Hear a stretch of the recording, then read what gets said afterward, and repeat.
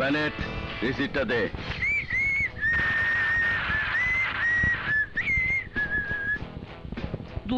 টাকা চান্দা? হ্যাঁ, তাড়াতাড়ি দে, আরো দোকানে যেতে হবে। এত টাকা কোথায় পাবো? ক্যাশ খুললেই পাবি, না থাকলে 1 টাকাও নেব না। এইভাবে জোর করে 2000 টাকা চান্দা নাকি ঠিক হবে? একটা কথাও নয়। এই যে মিস, আপনি বলুন, আমি কি এখানে জোর করছি? ভদ্রভাবেই তো চাইছি। টাকাটা দে, নইলে। দিচ্ছি বাবা, দিচ্ছি। এই নিন বাবা। 500, 1000, 1500, 2000। ধন্যবাদ, অনুষ্ঠানে দাওয়াত রইল।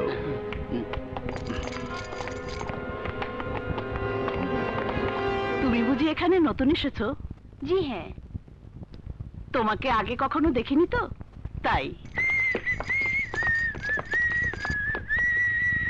তুমি কিছু বলবে ভাই? ব্যানেট, রিসিটটা দে।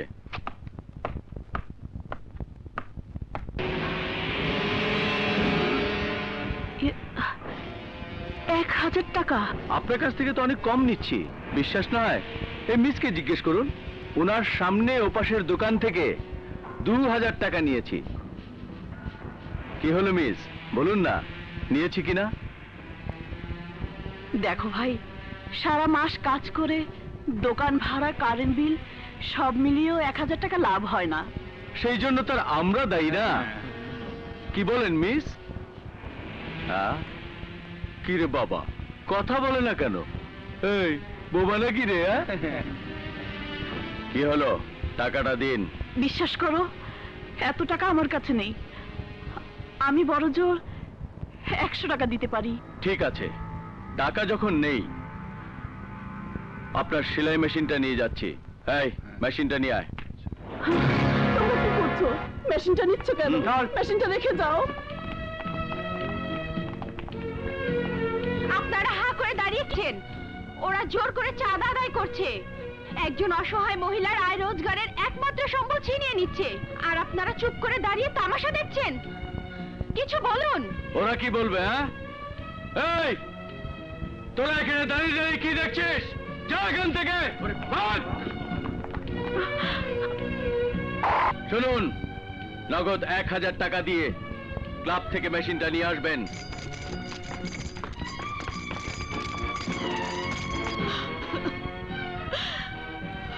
কাঁদবেন না আপা, আমার সঙ্গে থানায় চলুন। ওদের জোর করে চাঁদা তোলার মজা দেখাবো। আপনি যে অভিযোগগুলো করলেন তার কোনো প্রমাণ আপনার কাছে আছে? বাজারের প্রত্যেকটা দোকান থেকে শত শত লোকের সামনে ওরা জোর করে চাঁদা আদায় করছে, তারপরেও আপনি অবিশ্বাস করছেন? কি করে বিশ্বাস করব বলুন? আপনি ছাড়া ওদের বিরুদ্ধে কেউ কেস করতে আসেনি। ওরা ভয় আসেনি। আপনি দয়া করে আমাদের সঙ্গে চলুন, সব দোকানে দোকানে জিজ্ঞেস করলেই প্রমাণ পাবেন। আপনি বলছেন আমি যাব, কিন্তু কোনো প্রমাণ পাবো বলে মনে হচ্ছে না। ঠিক আছে, চলুন। আসুন আসুন। আসসালামু আলাইকুম স্যার। ওয়ালাইকুম আসসালাম। এই তো এই দোকান থেকে আমার সামনে ওই রাশেদ 2000 টাকা চাঁদা নিয়ে গেছে। বিশ্বাস না হলে এই দোকানদারকে জিজ্ঞেস করে দেখুন। আচ্ছা ভাই, আপনার কাছ থেকে চাঁদাবাজি করে রাশেদ 2000 টাকা নিয়ে গেছে? কি হলো, আপনি কিছু বলছেন না যে? কত টাকা চাঁদা দিয়েছেন?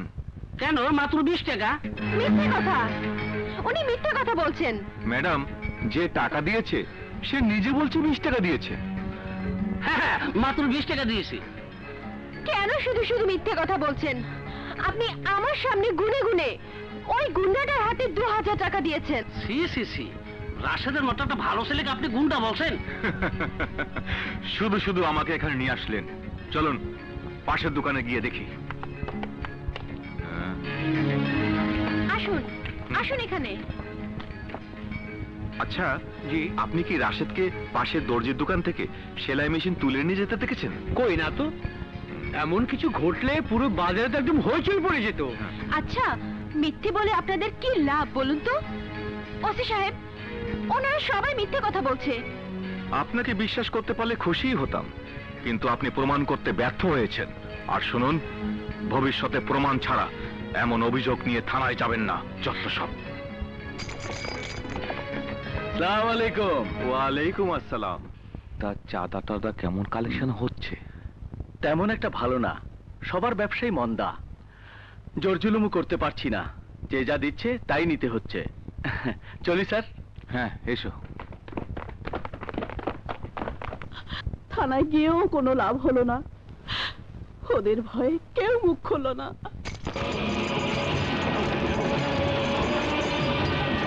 ওরা তোমার দিকে আসছে, তুমি পালাও বোন, তুমি পালাও, তুমি পালাও। পালাতে দিবি না।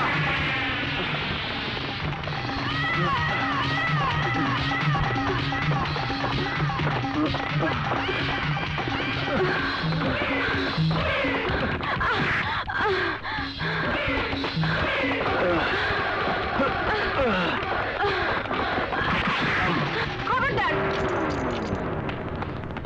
আয় আয় এদিকে। আবে ওস্তাদ, মুখটা বের কর। মানুষের বুদ্ধি থাকে মাথায় আর দৃষ্টি থাকে চোখে, কিন্তু সাহস সাহস এত বড় শরীরে কোথায় থাকে জানি না। জানলে ওটাকে কেটে টুকরো টুকরো করে ফেলতাম। তোর চুলগুলো তোর সাহসের মতো অনেক বড় হয়ে গেছে, একটু কেটে ছোট করে দেব।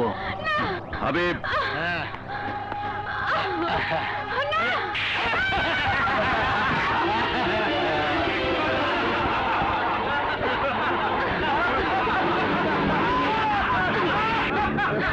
ভাইয়া!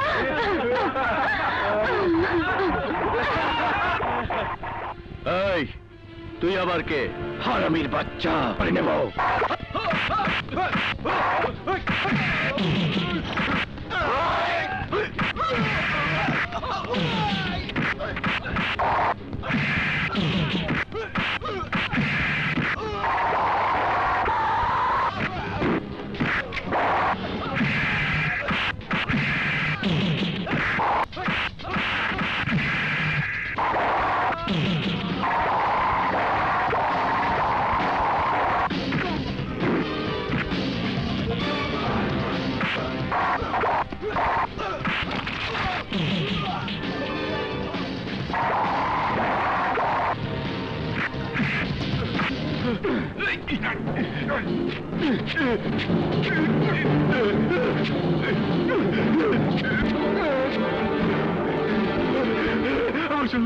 আমার চুল সব কেটে ফেলেছে। আরে মাইনসে আমার টাক মাথা কইব। আরে কি তুই দাঁড়া, আমি দেখছি।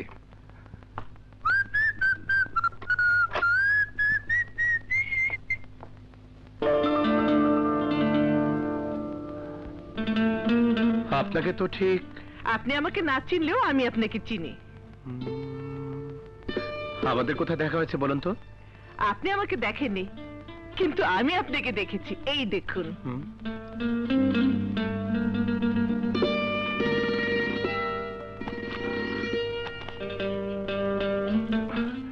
আপনি এসব ছবি কোথায় পেলেন? পেশায় আমি একজন ফ্রিল্যান্সার চিত্র সাংবাদিক।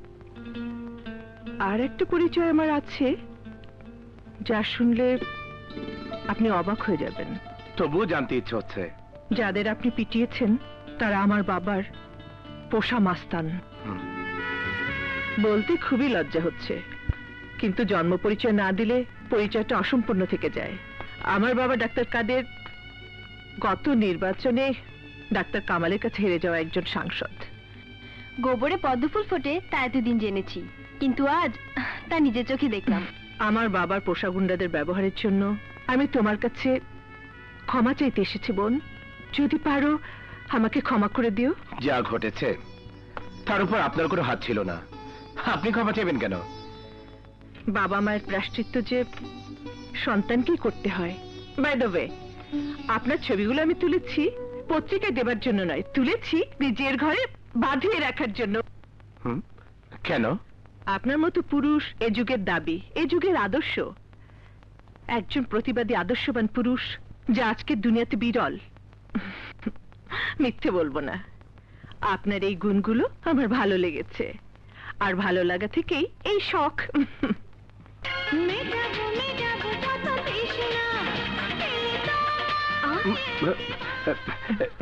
দাঁড়িয়ে কেন, বসুন না। না, আজ আর বসবো না, আসি। সে কি প্রথম দিন বাড়িতে এসেই খালি মুখে যাবেন? হ্যাঁ, খালি মুখে তো যাচ্ছি না, একজন সত্যিকার পুরুষের সাথে পরিচিত হবার সম্মান নিয়ে যাচ্ছি। আজ যাই, আর একদিন আসবো।